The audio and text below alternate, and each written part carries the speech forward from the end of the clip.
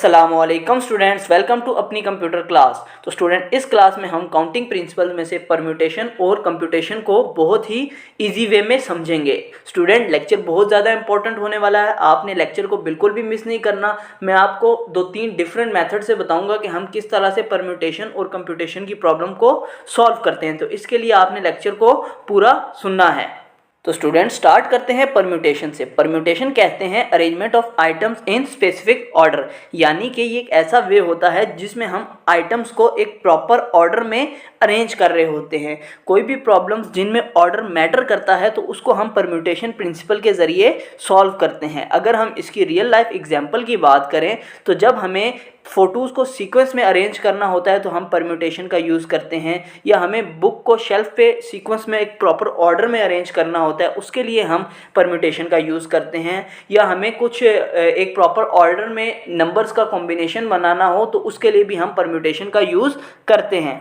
Students, permutation principal को एक example से समझते हैं। हमारे पास 4 पेंटिंग्स हैं और 3 स्पॉट्स हैं हमारे पास वॉल पे, यानी कि हमारे पास 3 इस तरह की स्पॉट्स हैं और उस पे हमारे पास 4 पेंटिंग है जो हमने लगानी है। तो स्टूडेंट, हमने बताना है कि हमारे पास कितने नंबर ऑफ वेज हैं कि हम इन 4 पेंटिंग को उन 3 प्लेसेस पे अरेंज कर सकते हैं। यहाँ पे हमारे पास अरेंजमेंट मैटर करता है, यानी उनका ऑर्डर मैटर करता है, तो इसलिए इसको हम परम्यूटेशन प्रिंसिपल के अकॉर्डिंग सॉल्व करेंगे। स्टूडेंट्स, हमने पढ़ा था कि हम काउंटिंग प्रिंसिपल प्रॉब्लम्स को ट्री की मदद से सॉल्व कर सकते हैं, जिससे हमें ब्रांचेस को काउंट करके नंबर ऑफ वेज या नंबर ऑफ कॉम्बिनेशंस को आइडेंटिफाई करना आसान हो जाता है। तो इसको पहले ना हम ट्री के साथ समझते हैं। अब हमारे पास 4 पिक्चर्स हैं और 3 प्लेसेस में अरेंज करना है। तो लेट सपोज हमारे पास प्लेस 1 के लिए हमारे पास 4 पिक्चर्स हैं, पिक्चर 1, पिक्चर 2, पिक्चर 3 और पिक्चर 4।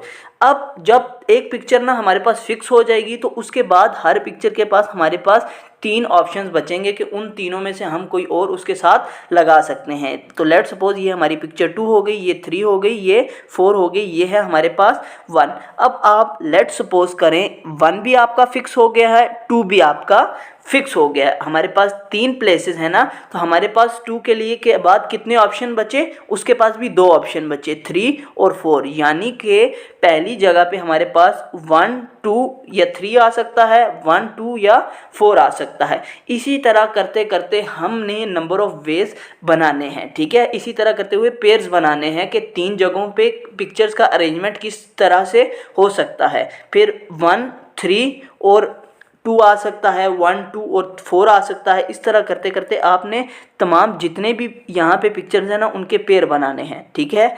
पहली लेयर में हमारे पास 4 पिक्चर्स आएंगी उसके, क्योंकि हमारे पास 4 ऑप्शंस हैं। सेकंड में हमारे पास 3 हो जाएंगे और फिर उसके बाद उसमें से भी एक सिलेक्ट होके 2 ऑप्शंस आ जाएंगी। अब यहाँ पे जितने भी पिक्चर्स हैं तमाम के लिए हमारे पास 2-2 ऑप्शंस आएंगे, और अगर हम इन ऑप्शंस को कैलकुलेट करें तो ये हमारे पास टोटल 24 ऑप्शंस बनेंगे। अब आप 24 कैसे बनेंगे, आप इनको काउंट कर लें, 1, 2, 3, 4, 5, 6, 7, 8, 9, 10, 11 और 12। अब ये इन 12 के साथ 2-2 ब्रांचेस निकलेंगी, तो आप उन ब्रांचेस को कैलकुलेट करो। 12 2 ज़ा 24 वेज में आप इन पिक्चर को अरेंज कर सकते हो, ठीक है स्टूडेंट। तो क्या है, 24 वेज में हम उन 4 पिक्चर को 3 प्लेसेस में अरेंज कर सकते हैं। वो तो था स्टूडेंट ट्री वाला मेथड। अब हम बुक के मेथड से समझते हैं। आपने क्या करना है, आपके पास 3 प्लेसेस हैं और 4 पिक्चर्स हैं, तो पहले ना आप 3 लाइंस लगा दो, ठीक है। अब फर्स्ट स्पॉट के लिए आपके पास 4 चॉइसेस हैं, तो आप जो पहली लाइन आपने लगाई थी ना वहाँ पे 4 लिख दो, ठीक है। सेकंड स्पॉट के लिए आपके पास 3 चॉइसेस हैं, तो सेकंड लाइन पे आप क्या लिख दो, 3 लिख दो। अब थर्ड स्पॉट में आपके पास 2 चॉइसेस हैं, तो आप उसकी जगह पे 2 लिख दो। वो लिखने के बाद आपने क्या करना है, आपके पास जितनी भी चॉइसेस थी आपने उनको मल्टीप्लाई कर देना है। जब आप उन तमाम चॉइसेस को मल्टीप्लाई करोगे तो आंसर आएगा आपके पास 24, यानी कि आपके पास 24 डिफरेंट वेज हैं जिससे आप 4 पिक्चर्स को 3 प्लेसेस में अरेंज कर सकते हो, ठीक है। और परम्यूटेशन का यूज़ हमने कहाँ पे करना है, जब हमारे पास ऑर्डर मैटर करता है। यहाँ पे हमने मल्टीप्लिकेशन प्रिंसिपल की मदद ली है ताकि हम अपनी कैलकुलेशन क्विकली कर सकें।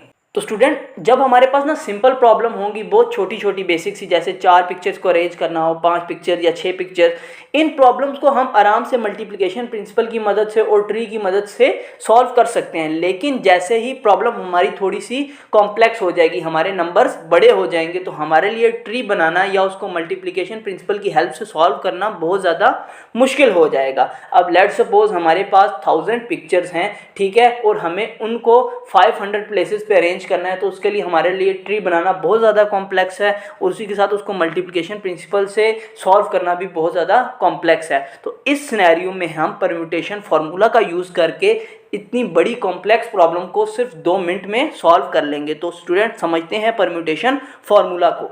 स्टूडेंट्स परम्यूटेशन का फार्मूला होता है हमारे पास P into N comma R या एन पी आर, ठीक है। इसको हम दोनों तरह से लिख सकते हैं। इक्वल होता है हमारे पास n factorial divided by n minus r का फैक्टोरियल। यहाँ पे जो n है वो हमारे पास टोटल नंबर ऑफ ऑब्जेक्ट्स हैं, यानी अगर हमने बात की कि हमने 1000 पिक्चर्स को अरेंज करना है, तो टोटल नंबर ऑफ ऑब्जेक्ट्स जो हैं वो हमारे 1000 हो जाएंगे। और स्टूडेंट r हमारे पास वो नंबर ऑफ ऑब्जेक्ट्स हैं जिन्हें हम एक ऑर्डर में अरेंज करना चाहते हैं। अब 1000 में से जो हमने बात की कि 500 को हमने ऑर्डर में अरेंज करना है, तो वो हमारा r हो जाएगा। अगर हम बुक वाली एग्जांपल लें जहाँ पे हमारे पास 4 पिक्चर्स थी और 3 प्लेसेस थी, जो n है ना टोटल नंबर, वो हो जाएगा हमारा 4 फैक्टोरियल, और n माइनस r हो जाएगा 3, और 4 माइनस 3 का फैक्टोरियल। अब फैक्टोरियल का आपको पता है कि उससे पिछले वाली तमाम वैल्यूज़ को हम मल्टीप्लाई करें तो उस नंबर का फैक्टोरियल आ जाता है। तो हमने 4 इंटू 3 इंटू 2 इंटू 1 लिखा, डिवाइड बाय 1 को कैंसिल कर दें, या डिवाइड बाय 1 जो भी वैल्यू हो तो वही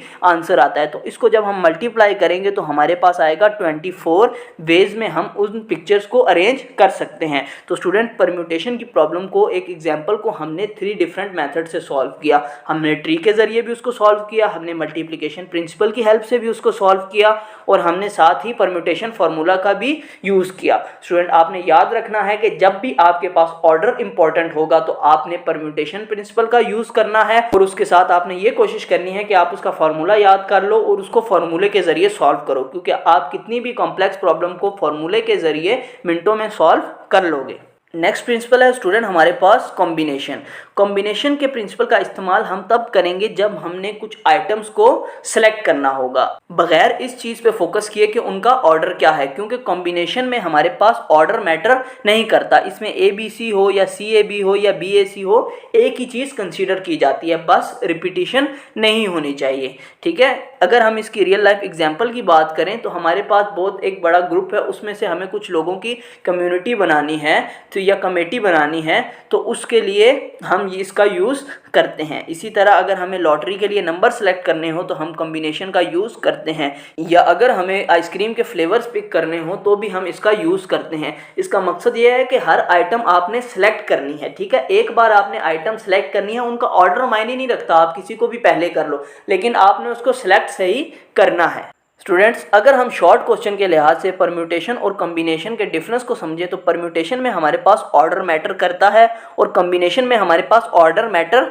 नहीं करता। परम्यूटेशन में हमारे पास आइटम का अरेंजमेंट होता है और कॉम्बिनेशन में हमारे पास आइटम्स की सिलेक्शन होती है। चूँकि परम्यूटेशन में हमारे पास ऑर्डर मैटर करता है, इसलिए जो हमारे पास पॉसिबल आउटकम्स आती हैं वो भी ज़्यादा होती हैं, यानी नंबर ऑफ वेज हमारे ज़्यादा होते हैं, और कॉम्बिनेशन में हमारे पास नंबर ऑफ वेज कम होते हैं, इसलिए हमारे पास पॉसिबल आउटकम्स कम आती हैं। स्टूडेंट इसको उसी एग्जांपल से समझते हैं जहाँ पे हमारे पास 4 पेंटिंग्स हैं और हमारे पास 3 प्लेसेस हैं, यानी हमें 3 पेंटिंग्स को सेलेक्ट करना है, और यहाँ पे हमारे पास ऑर्डर कोई मैटर नहीं करता, हम किसी को भी कोई सी भी 3 को सेलेक्ट कर सकते हैं। तो उसके लिए हम कॉम्बिनेशन फार्मूला का यूज़ करेंगे। बहुत ही सिंपल सा फार्मूला है। परम्यूटेशन के फार्मूले में एक माइनर सा चेंज है, सिर्फ यहाँ पे r फैक्टोरियल एक नीचे एक्स्ट्रा आ रहा है, बाकी सेम परम्यूटेशन वाला फार्मूला है। तो फार्मूले क्या है, n factorial divided by r factorial into n minus r factorial. n और r का पता है, n आपकी टोटल वैल्यूज या टोटल आइटम्स हैं और r जिनको आपने सेलेक्ट करना है या जिनको आपने अरेंज करना है, ठीक है। अब 4 फैक्टोरियल आ गया, 3 फैक्टोरियल, 4 माइनस 3 फैक्टोरियल आ गया। यहाँ पे आपके पास आप इसको 2 तरह से कर सकते हैं, या आप 3, 2 और 1 की इस तरह कटिंग कर लें, या उनको मल्टीप्लाई करके यहाँ से कटिंग कर लें, तो आपके पास आंसर आ जाएगा 4।